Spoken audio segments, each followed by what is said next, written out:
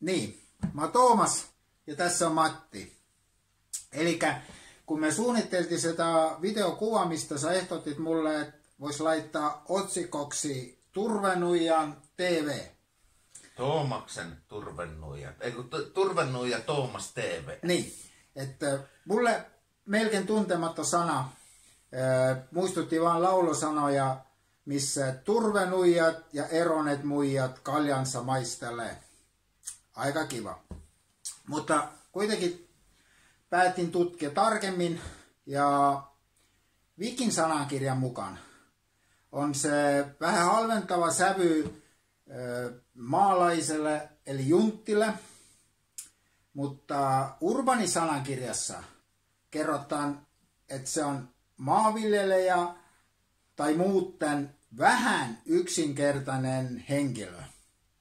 Eli siis meillä on tässä yhdistelmä nyt virolaisesta maalaisesta, eli turvenuijasta ja suomalaisesta urbanikulttuurista. Tai mitä mieltä sä oot? Kyllä, näin tässä on. Että kun nyt palauttaa vähän sinne otsikon vielä, siis se jättää vähän mulle tulkintaa, kun mä nyt käännän sen viroksi, sitten ei ole semmoista suora vastetta viron kielellä turvenuijalle, että se jättää vähän pelivaraa, että ei ole kuten, mä muistan joskus oli semmoinen Suome-Viro kuin meilläkin kulttuuriohjelma ja se oli kanto nimeä Iltatähti, Õhtutähti. No siellä on olemassa suoraa tulkintaa. Muuten katsotko sen? Sitä en ole katsonut, mutta minulla on näkemys, että viron kielessä myös on vastaava sana turvenuijalle. Traktoristi, torujyri, lukset. No lukset olivat myös kaupungissa, mutta joo, kyllä me harrastettiin juuri semmoisia asioita siellä maaseudulla. Eli siis meillä on kyllä kauhea kulttuurikuilu niin kuin välissä ollut. Mutta minkälaiset olivat sulle ensimmäiset kokemukset Viro ja virolaisten kanssa? Ja olivatko ne kaupunkilaisia? Ne oli Tallinnasta ja minun vanhemmillani on ollut kulttuuriystäviä jo niin kauan kuin minä muistan, että muistaakseni kävin Tallinnassa vuonna 1979 ensimmäisen kerran, että olin 11 vanha. Ja kun meillä on tämä teema tässä, tämä turvenuija ja juntti, niin alkuun oli tietysti Tallinnassa ja Neuvostoliiton aikana ei ollut mahdollistakaan käydä maaseudulla, että turistiviisumi oli ainoastaan siihen Virun ympäristöön, mutta että isälläni oli myös sitten maalla tämmöinen kuoro ja siellä kuorossa ihmisiä, jotka oli ystäviä ja sitten oli niin kuin mahdollisuus käydä pois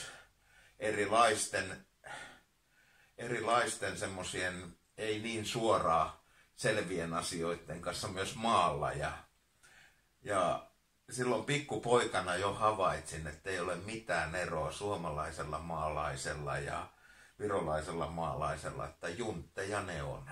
Niin, että mulle ei hyvä, se ensimmäinen kokemus on tärkeä ja ensimmäiset elävässä ja kätellä koskettavat suomalaiset, ketä mä tavasin, meille tuli 90-luvun alussa sinne syrjäseudulle ihan maalle tuli kaksi suomalaista rakennusmiestä. Yksi oli mestari hirsirakennusalalla ja toinen oli tavallinen työntekijä. Ne olivat jostain mun mielestä Pohjanmaalta, mutta ne olivat myös siis niinku näitä turvenuijia ja se oli semmoinen lämmittävä kokemus, että nekin ovat samanlaisia kuin me. Ne joivat kirkasta viinaa ja tekivät samanlaisia typeryksiä kuin meidän. Että mä mietin jälkikäteen, että jos olisi se ensimmäinen ulkomaalaiskokemus, olisi joku ranskalainen olisi tullut, joka olisi juonut hienoa viini vaan, mä olisi pettynyt ollut ulkomaalaisissa. Mutta se oli just samanlainen kuin meillä siellä ne tavat olivat silloin. Että Niin. Nyt on tärkeää muistaa se, että kun me puhutaan kahdesta eri ajasta, me puhutaan Neuvostoliiton ajasta ja sitten Eestin uudesta itsenäisyysajasta. Ja tämä, mistä sä kerroit, niin oli tämä uusi Eestin itsenäisyysaika. Ja täytyy muistaa, että Suomessa oli syvä lama silloin, eli taloustaantuma oli ja suomalaiset lähti investoimaan ja rakentamaan. Niin sanotusti meillä pilkallisesti puhuttiin satasen miljonäärit lähti rakentamaan uutta liiketoimintaa Viroon ja sieltä tuli aina työmiehet sitten täältä, niin ne oli varmasti alkoholisoituneita. Niille ei tarvinnut paljon maksaa palkkaa, kun ne sai sitä viinaa ja se oli semmoista melskaamista se homma, että silloin 90-luvun alun aikoihin, kun Viro itsenäistyi uudestaan, niin täytyy sanoa, että suurin motivaattori sinne työhön lähtemiseen tai tekemiseen oli juuri halpa alkoholi. Verrattaessa siihen, että tämmöinen ammattiyhdistyksen työttömyyskorvaus, meillä puhutaan liiton korvauksista, tiedät varmaan mikä se on, niin oli isompi kuin Viron pääministerin palkka siihen aikaan. Iso ero. Mutta kyllä semmoista ensimmäistä, nyt kun puhutaan 90-luvun alusta just, että semmoista ensimmäistä, lisäksi noille kahdelle suomalaisille, semmoinen kulttuurivaihto tulos, mitä oli kätellä katsottava ja oli kätellä koskettava, olivat ne Tatsumit. Se oli hieno ulkomaalainen auto, mitä tuoti Suomesta. Että onko sinulla siitä jotain? Mulla on paljonkin siitä kokemusta ja mua aina huvittaa se, kun on se virolainen laulaja, mikä on tästä Juise Leskisen Eesti, tehnyt sen oman version, jossa on sanoissa että surnut autot laivaan lykkätään. Niin se just kertoi sitä aikaa, että kaikki pommit, mitä täällä oli, niin ne hävisi Viroon. Joo, no se oli täysin vaan näyttää niinku kaksipuolisesta semmoista toiminnasta, mitä oli hyöty molemmille puolelle. Suomi sai romut pois ja virolaiset saivat ensimmäisen kokemuksen semmoista mukavasta autosta, missä oli sisällä se kassettisoittin ja kattoluukku. Oliko Tatsumilla katto? Jossain oli, mutta Sierralla oli varmasti. Joo, Sierralla oli. Niin. Ja se oli semmoinen, että mun virolaiset ystävät aina puhu näin Tallinnassa, että siihen aikaan, että virolaisen kansallisauto on Datsun Serry ja kansallisruoka banaani. Niin, no. Se banaani oli Tallinnassa. Joo. Maaseudulla me syötiin kurkkusen siihen ehkä. Joo, mutta joo, se oli niitä hienoja aikoja, missä törmäsivät, niinku, kuten me ollaan sukulaskansoja, mutta se eri historia oli meistä tehnyt pikkasen, niinku, nyt olosuhteet olivat no esimerkiksi niinku, kun monessa asiassa Viro oli,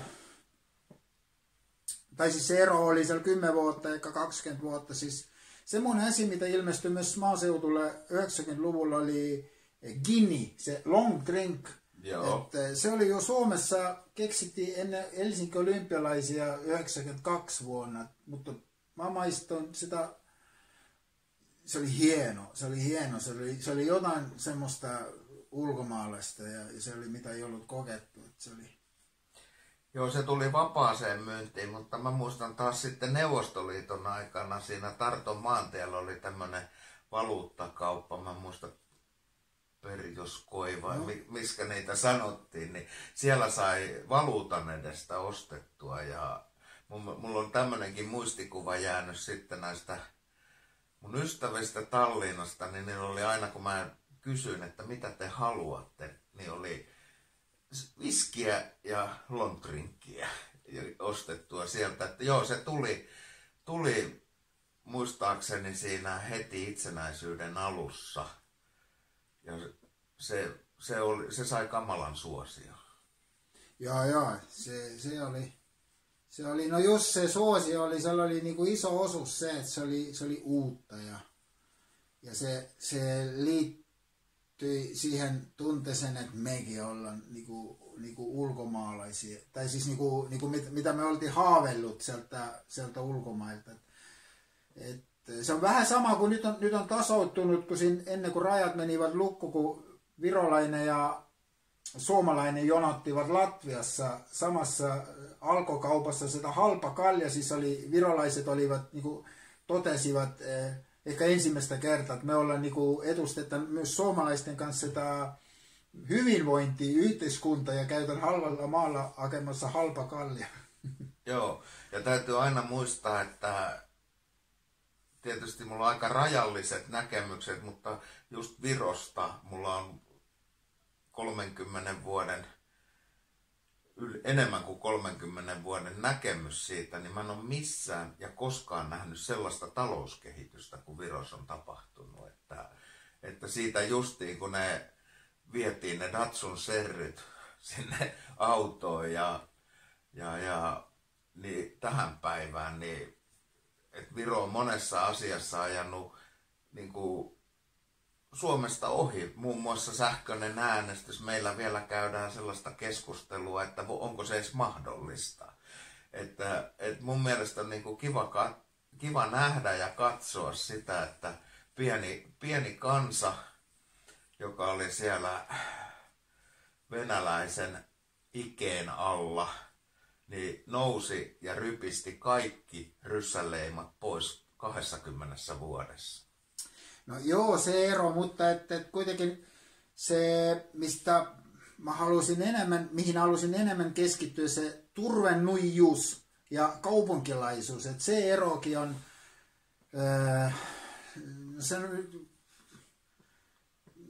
se ero on edelleenkin olemassa. No se on joka maassa. Se on joka maassa olemassa. Se on joka maassa, että se ei muutu, mutta että se, että jos mennään ihan siihen, me ollaan samanikäisiä, ihan samana vuonna synnytty, ja kun minä toin noita farmareita ja teepaitoja ja takkeja Neuvostoliiton aikana myyntiin, niin sinä olit se viimeinen, ketä sai, kun sä asuit siellä maalla. Siinä oli näitä, onko se vironkielinen sana, hankeltajia oli välissä paljon. Välimiehiä. Oli paljon välissä, ja se, että mä oon monta kertaa pohtinut sitä, että jos olisi ollut mahdollisuus, että mä olisin tuonut suoraan sinulle.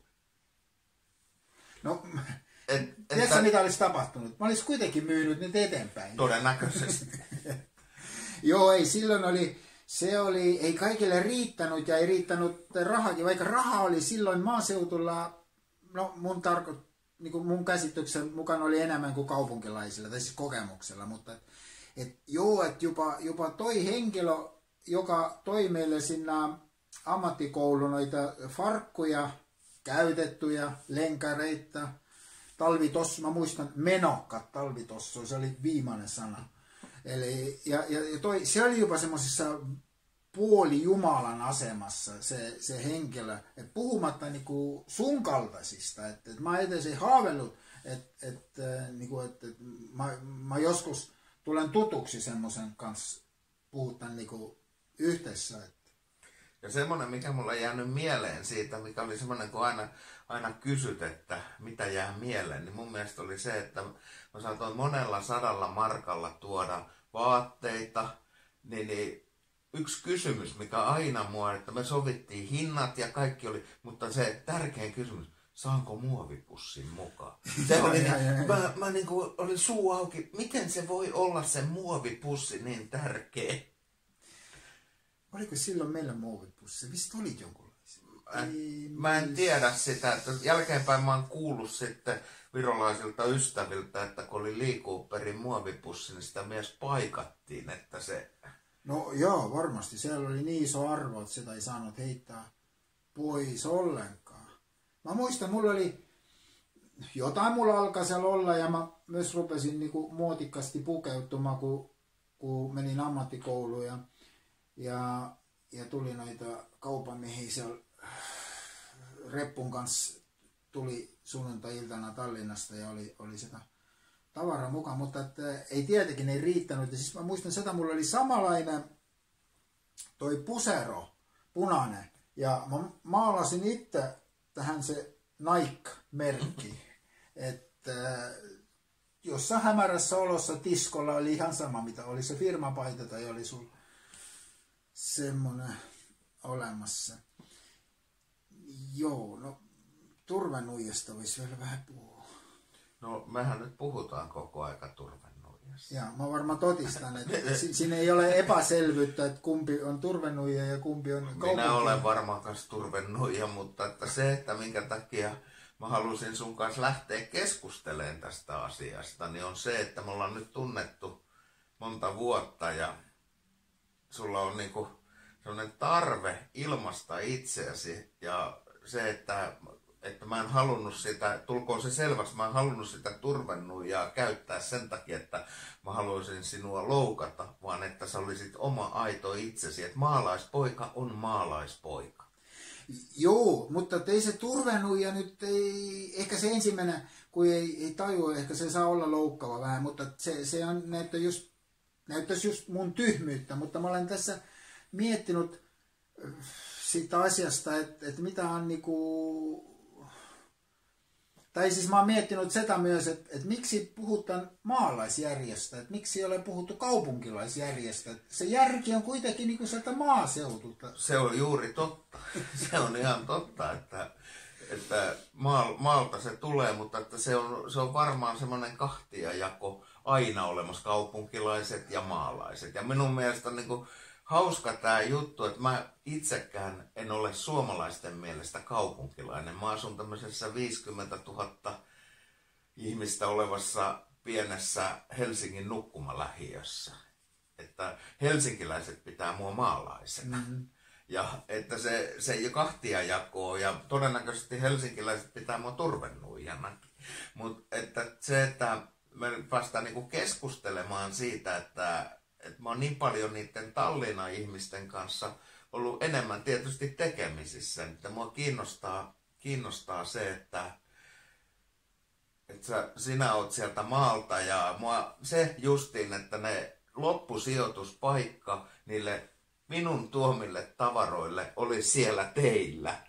Että se on niinku se, ja nyt me istutaan tässä ja mietitään tällaista juttua tasavertaisina, rajat on auki, noin pääsääntöisesti korona vähän estää, mutta että se, että kuinka ihminen on se missä tahansa, mutta se sopeutuu olosuhteisiin. Tätä mä halusin kertoa justiin, että se, että jos on semmoinen järjestelmä kuin teillä oli silloin Neuvostoliiton aikana, niin se systeemi toimi siellä.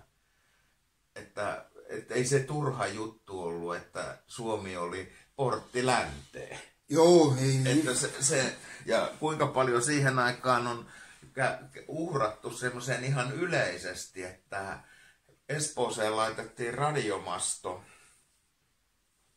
televisiomasto niin tehokas, että se meni pitkälle merelle, että minkä takia, kuka sen maksoi. Eli kyllähän se semmoinen informaatio, kaupallinen Nike ja tuotemerkki oli sitä lännen propagandaa Neuvostoliittoon ja Viro oli oiva portti sinne, että kun se kieli oli sen verran, ei sama vaan, että ymmärrettävä, niin sehän oli paras portti, että ei se ollenkaan toiminut tuolla meidän itärajalla niin hyvin, että Karjala, siellä oli niin paljon, ettei ne ymmärtänyt ollenkaan. Että se on niinku kaikella tavalla tämä niinku tämmöinen ehkä jonkun mielestä haukkuma veljeskansa tai muuta, mutta että meillä on niin paljon yhteisiä asioita ja yhteistä historiaa, että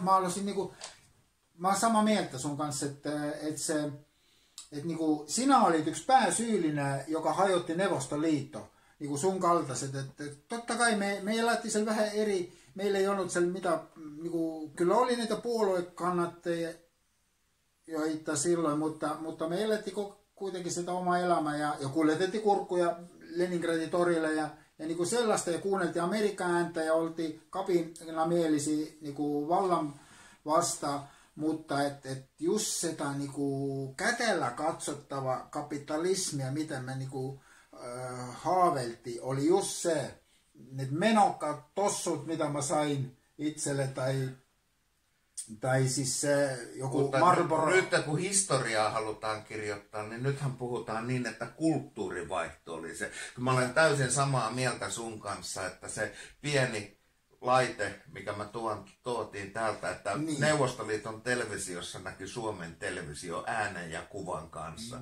niin se oli se, mikä hajotti Neuvostoliiton, että kuorolaululla ei kyllä hajoteta mitään, että kyllä se on se markkinavoimat, kapitalismi, mikä lähti sieltä kansasta, Niin, sieltä just. syvältä, että ei kirjoja kirjoittamalla ja lauluja laululla. Joku toi salaraamattu Viroon, ei se hajottanut. Ei se hajottanut, vaan se hajotti justiin, että tuotiin Lee Cooperin varkut ja se pieni osa, se oli tärkeä. Tulitikku rasiaan mahtui, mä toin niitä satoja. Joo, se oli varmasti se. Että meillä oli kuitenkin tieto, että se Suomi oli ikkuna Eurooppaan. Että mulla oli mahdollisuus 2 vuotta saada kokemusta näistä muista Neuvostoliiton kansoista armeissa. Siis siellä oli kyllä se iso ero, että ne olivat kuin säkkissä, ne ei tietänyt yhtään mitään, mitä muualla tapahtui. Ja sitten kun vielä niin kuin miettii sitä, että koko tämä systeemi täällä toimii, että kaikista pienimmästä radiokaupastakin sai sen systeemin. Se oli palja seka, mä en muista kumminpäin ne meni. Mutta, Sekam oli Suomessa. Joo, ja pallo ja että minkä takia pieni radiokauppa just siellä Turvennuijien maalla myi niitä. Ei meillä ollut semmoista systeemiä. Kyllä se oli niinku, se myynti oli tarkoitettu, että ne menee sinne. Että ne turvenuijatkin siellä maaseudulla saisivat... Kiinnostaa se, että kun sä oot sieltä maalta, niin näittekö te Suomen televisio? Kirkalla talviyöillä ja no, mun isä oli tekniikamies, se viritteli semmoisen antenni, että tavallisesti kyllä ei nähnyt. Että se oli vaan radion kautta, mitä tuli, mutta radio oli niinku eri juttu. Sieltä ei nähnyt kaupan hyllyjä eikä sellaista. Että sai kuunnella, joku kuunteli ehkä joulun aikana joulumusiikki Suomen radiosta, mutta joo, se mitä sekoitti ihmisiä Tallinnassa ja Pohjoisrannikolla, sitä meillä ei yltänyt. Että se Emanuellit ja semmoset. Ritari S. Ja ihan neistä puhuttiin. Se oli niinku taas niinku semmoinen, mitä ei käsittänyt oikeastaan. No, mutta toisaalta taas, niin sitten kun me tuossa puhuttiin, niin kyllähän se amerikkalainen filmiteollisuus on myös taidetta, joka kulttuuria, mikä hajotti sitä, mutta mä oon niin liian vähän puhuttu siitä, että mikä se todellinen syy. Että Juntilta juntille. Juntilta juntille, juuri näin. Ja se että tietysti aina, että jos se olisi epäonnistunut, niin sitten oltaisiin syyllisiä, me juntit, että kun me ruvettiin tuomaan teille pornolehtiä ja Adidaksen lenkkareita, niin, mutta nyt kun se niin kuin onnistui ja Viro vapautui, niin kaikki kulttuuriväki ottaa itselleen sitä kunnian, mutta kyllähän se, niin kuin se tuli tavallisten vodkaturistien matkalaukussa se vallankumous. Niin. Se tuli sieltä. Niin. Ja kuitenkin se oli niinku, että ei se paljon niinku pelottanut. Tai siis se tuntui tutulta, no kun olisi tullut vaan semmoisia kirkkomehiä ja uskomehiä, olisi tullut puhumaan Viro sitä niinku uudistamaan, siis sitten ei olisi niinku, se olisi mennyt aika, mutta kun tuli tavallisia ihmisiä, ne tavasivat toinen toisa kapakassa, katulla, ryypätti yhteensä, se oli sitä kulttuuria. Ja siitä tuli se tavallinen elämä, että tavattiin, ihmiset tapas toisensa ja sitten tuli vielä se vaihe, että kun tuli ystäviä, niin sitten kutsuttiin niitä ja puolin et toisin. No meillä oli helpompi mennä Neuvostoliittoon kuin Neuvostoliiton kansalaisella tulla Suomeen, mutta että niitä kutsuja tehtiin ja niin kuin, että se nähtiin myös se, että kun tämmöinen niin sanottu vodkaturisti ystävystyi ja se toi sitten sen oman ryyppykaverinsa sieltä tänne ja sen kotiin, niin se oli sitä, että nähtiin, että miten täällä eletään oikeasti. Niin. Et se oli se semmoinen juttu, että mua vähän harmittaa se juttu, että kaikenlaisille laulajille ja soittajille ja kirjailijoille tehdään patsaita, mutta pitäisi tehdä molempiin maihin vodka-turistipatsas. Vodka-turisti ja turvenuija ja Joo. semmoiset, kenestä niinku on jotain niinku mennyt liikkeelle. Että ei noita Anne Viskit ja Mikko Alatalot, ja noillakin oli pieni merkitys, mutta ei ne olisi hajottanut sitä. Ei missään nimessä. Kyllä se lähti siitä. Niin, pienestä ruohonjuuritasolta. Ruohonjuuritasolta se lähti, että tässä tullaan niinku siihen lopputulemaan, että vodka-turismi ja ryyppääminen on hyvä asia. No, se vapautti Viron. Niin, se vapautti Viron, joo. Et jos me siellä oltaisiin vaan palettia käyty katsomassa ja meidän sivistyneet ihmiset olisivat, nekin toki kävi siellä, mutta että ne olisi vaan niinku viiniä haistellut ja palettia kattonut, mutta että oikein konkreettinen juttu, niinku junttien, turvennuijien juttu, niin se on niinku se tämän koko homman niinku avain. Joo, just kun mä olin siellä paikallisessa kapakassa tavannut sitä suomalaista ukkoa, joka joi kirkasta viinaa ja tuntui niinku mukavalta, että ei olisi se vallankumous onnistunut niin nopeasti, että olisi tullut sitä pettumusta ja ehkä olisi.